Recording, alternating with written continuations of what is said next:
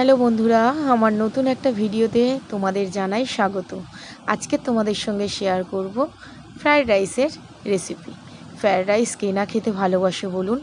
প্রথমে দেরাদুন যে বাসমতি চাল নিয়েছি সেটা ভালো করে জলে ধুয়ে নেব।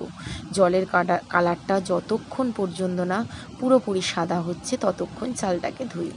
দেখুন জলের কালারটা একদম সাদা হয়ে গেছে। ঠিক আছে, এবার এই জলে চালটা আধ ঘন্টার জন্য ভিজিয়ে রাখবো।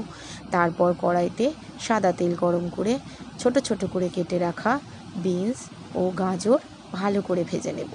অল্প আঁচে নেড়ে নেড়ে অনেকক্ষণ ধরেই ভাজবো, যাতে দুটো সবজিই ভালো মতো সিদ্ধ হয়ে যায়, কিন্তু ক্রাঞ্চি ভাবটাও যেন থাকে।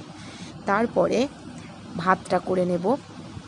দেখুন আমি এখানে গরম জল ফুটিয়ে তার মধ্যে নুন ও তেজপাতা, এলাচ, দারচিনি, লবঙ্গ দিয়ে তার মধ্যে চালটা দিয়ে ভাতটা করে রেখেছিলাম। তারপরে ভাজা সবজিগুলো দিয়ে দিলাম। তারপরে কড়াতে তেলের মধ্যে গরম মশলা দিয়ে ক্যাপসিকামগুলো ভেজে নিলাম এবং কাজু কিশমিশগুলোও ভেজে নিলাম এবং চিনিটা তেলের উপরেই দিয়ে গলিয়ে দিয়ে দিলাম এবং তার উপরে একটু জায়ফল জয়িত্রী ছড়িয়ে দিলাম ও ঘি, অনেকটা পরিমাণে ঘি দিয়ে মিশিয়ে নিলাম। আর তারপরে হাঁড়িটাকে ঢাকা দিয়ে আমি স্টিমে দেব। আমি এইভাবেই ফ্রায়েড রাইস করি। আপনারা কে কীভাবে করেন অবশ্যই কিন্তু জানাবেন।